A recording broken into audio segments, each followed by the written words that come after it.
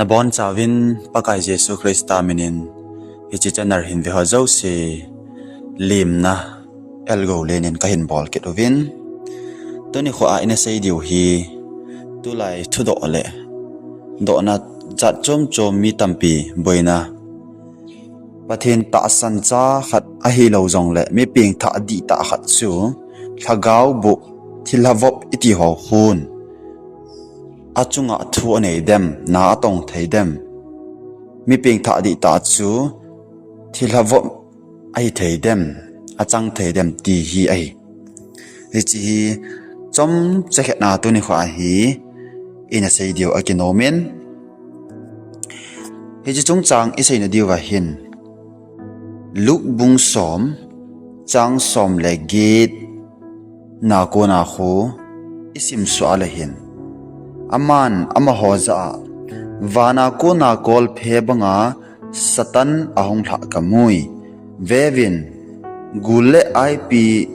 chon pe ding le mel ma pa thilbol theina zo se chunga thunei na kapi na hi ve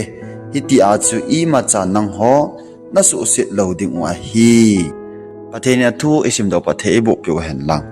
e chi luk sungin ase hi evet le satan le athil bol theina zo se chunga thunei na seizui ho ki pi a hi dan le i machan asu sit thei loading dano akimo the nei John bung som chang som ni le segi akona som ni la ko jong khu isim le jesun akel ngoi hon a o a het dan le akel ngoi ti chu ta san cha te ho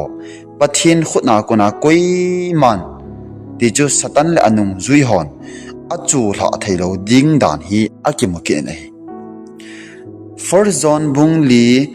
chang li lang chu evet kena la hin kanau te ho nang ho pathina kon na hi vin chole hiti ho chu nane zo ta ve aje chu nang ho a pa chu wa noya pa sanga chung nung zo a hi ati chu he chi John thot khat na sung isim wa ko na akim do thei kit chu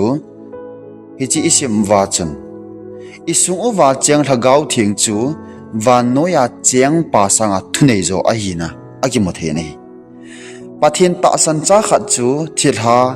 a hi lo jong le thagau bu in i chan ge ham khana asu boy asu gim the a hi lo jong le hin khwa i chan ge ham chana a control the a hin la pathin ta san lo ho a bol na banga chu a bol the lo ding a hi ti i sei do nom be nei satan a hi lo le thilha thagau bu chun ei lep theu a hi ei su no pha theu a hi chole ilungel jong asu boy thei obes thei a hin la isu wa cheng den theilo a hi ti Matthew bung som ni le li chateng ta la first Peter bung nga changi changko lang evet nal hoi ta kim thei ki dei ta san te jong hi thagau thing dei bunga hin kho iman do zo lo na tam ji a hin hiting chule satan ai lo le thilha thagau bu chu ilungel chan su boy ding chule pathin cha hi naw kita san lal na nei sa ding eya ko na mi tam ta pathin thu do la tha dai sa ding ama ho hin agon ji oi Peter jing jong chu satan in anamang cha na hi Matthew bung som le gup chang som ni le thumlang chu e na le hin ahin ama aki hezin Peter za kanung lama chen satan nangma keima ding in ke palthu na nahi nangman pathin thulam gelovin mihim thulam jing na gele ati chu hi se ekit lovin Peter se hello Ananias le Safira jong chu satanin anamang cha nahi ex bunga chang thum le chang ko lang chu e na ri hoi ta ki moi ahin satan chu ilung su wa thagau thing a chen den ja chu ama hi cheng dan theilo hin polanga kun za na ato ji hi ti isu mil lo di hi ita saw hi pathian lagaw thing chen na ahin hi za chu thagau thing chen namuna chu thagau bu cheng theilo a hi ti hi koren thot ni na bungu chang som langa akona som le gup sunga ki mu thei khit ei thagau thing chu ki suno otheile na tong theilowa ki koi the hi in a hin la me bing tha di ta khat chu thagau thing a leisi hin hu be ka ada la lo a hi dan hi bible nei hi loi chon sit i bol ting wale thagau thing in ei da la ji wa hi pon ki sunu uji zo hi ti hi i sei do nom ven vel sana ding in David chen pathin dona chon sit ana bol chala bet sibato ana zonga hi hi chon sit a bol la chun pathin ko mat na lagau ka sunga cheng chu nei hin pikit in atipon pathin na lagau ka sunga cheng chu nei la mang pi hi in ati zon hi chi hi sam number som nga le khat chang som la khat anga hoi ta ki mu thei Christian khat Jesu a hu hing pul aleng pa a ki san khat ama chu thilawo su theidin ta sanwang awum pon thagau bu wop akiti ting le thilha a hi lo jong le thagau bu chu asunga chenga alung thim le ata sa chu athunun ai Christian khat cha lung sunga pathin lagau theng cheng a hi ta ja chu thagau bu chun mun anei lo ding a hin hi ja chu lagau bu wop chu thil hi thei a hi poi ti isei do nom bin e hon isei go ki u Halloween koren thot khat na bungup chang som le kolanga hoi ta ki mu thei pamlanga ko na thagau bu na to na zia Christian khat chen pha chom khat gimbol na atu the hi ki chu ipom ve a hin thagau thing za la chu zona ki chang ji ki ai kolesa bung khat chang som le thuma chen hilang che venala aji chu palama ko na ei sigi mo thagau bu sanga chu isungu wa chang thagau thing chu len zola hat zo hi ti ki mu do the zon thar khat na bung li chang li lang evet tawin chuteng da zo bung khat bung ni lang ho evet na la hen satan na to in Jesu ta sante azo zo loading a hi dani akemun aji chu satan na to chu pawlanga kon a hi jin phat chom khat ka ding bo hi in be pai ji hi ti akilang ne Jesu Christa en au in thing agial fu dan akimukin in Matthew bung som ni la khat langa khon Jesu athisana acho do sa ita saw pathin in thing thagau thing chen na chu agial khol he zingin he chu agial khol he zinga hi en iti hi jong le ada ha lo ding a hi ti hi het anga ji ni a hin ta san den i he diu chu pathin to ikika o abui zinga nungtol na hin ho iman ting ule satanin phat gom kom tha solwa ichung wa na ato the ave hi ji ke ala azi hi ti isei do nom kit bin mi khat ju thila ham thagau bu ailo la kaw in achunga na ato ting le apin tha na di lo hi kiti ji jong hi mo di jing jing loading mo sei sei jong hi bol be se loading hi aji chu pen tha na di ta ne hi jong le thagau thing asu nu pet ala se sa pet ham a hi lo le pathin to akika abui pet a hi la chun thagau bu chun na achunga ato mo loading hi jai ahin holum ke awang hi loading pha chom khat ka ading bo a hi zin aji chu satan thilha thagau bu chu asunga chiang den theilo hi ti sei do nom bin thagau bu alo wale thagau kiti hi mihim te hin isu nu theu chu mihim isu nu nunga khan adoma pan asu nu aji pan aji nu su nu anu le pan cha te su nu loi le go ki ka ki to mona kilung phat mona aum ji banga kho thagau thing isung wa cheng ki su nu uji chuting tat e hong ka kom le ka ping tha tai te jong lew hen mihim chu cham ki mai pon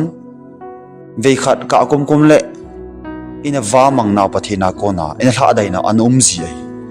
hi chi ka la au pathin satanin agom ko mala a ichunga thilai na to na kom jong ji ai hi chi hot ting la khon mi ping tha hi za itia thagau bu na vop thiam iti ji ho jong hi mi ping tha i wanga chu thlep na tha na kom ji hin hi cha tha lai ka ho satanin agom kum na la kha ji achungan pathin satanin na ana to kha ji ti isu mel lo diu mi ping tha ho hi ya pathin thagau thing ibida thagau bo in achunga ibida na to thiam ti ho tabang hi mo sei lo diu agom kom pat satanin ala na kom om ji in hi chika ala jong khan hi ji the ti ta lang win so teng ta le thagau thiang hi isu no teng wal hin mi ping tha khanin thagau thing asu no a thilhan achunga na to ala chun ama wang thila chu ton so na ama pa ama nu chunga chu dan di loi mi ping tha ho chunga chu thagau bo in na wang atong thei nai ama wang so ta thei loi mi ping tha lo ho to khi na chu mi ping tha lo ho chu thagau bo in na ato thei so ta dan thei zika la chu he thiam ngain hi chi za hi thagau thing hi ilagaw hin fo mi ping tha ho in jong isim phat na ba hin su nu loading hi ipiti su nu jiwam inu mininga I chon naw I du ne naw pathin thu se ingai lo wa e ma nup numa I chon ting wala hun hi chi thagaw thing hin nu uzi hi chi anu te na chan thagaw thing e da la tai iti ki jioi thagaw thing ma e da la povin isu nu ji zo hin eo ko ma su agi kum nom lo na zo ji ai hi ta bang phat lai ta chu satan agom kom a hin la kha ji ai hi chi za atun kha chaina he thim diwa de chu mi ping tha lo khu na ki nga ma hi thagau bu in thila ho in mi ping tha ho hi achunga na atong theuve ama wang ato thei wang ven so ta dan thei po ve chule ani na mi ping tha lo ho chunga jong thagau bun na atong thei ama wang mi ping tha hi lo jibin so ta thagau bu chu a cheng dan the mi ping tha lo a khi dan chu hi chu ai thagau bu vop ki ti hi chu tho ai I chen naw lei si chunga I hin khowa ama wang mi ping tha khat na hi ale thagau bu thila vop ki ti na chunga mo chu lo ding ai hi chi ho hi he thiam deu thila sanga thagau phalo ki ti ho I chung wa thu inei sa na lo ding ma pathin to ki nai jinga yom deu I chung wa thu nei lai si wa yong chu ilagaw hin ko hi kisim phat ding apoi mo dan long hi e gyal do sa kit kene ai mi khat in sunga thagau bu in alowa nati chunga thagau bu na ato ying thia la chun nang ma na thagau hoi ta na ki vet phat kit anga yin hi chi thagau lama e gyal la cha ta long hi ji ei ma chu pathin to kinaya yum ji lo ji hi ti yong i sei do nom be hi si chung chang I sei na ba hin bible thu aneu khat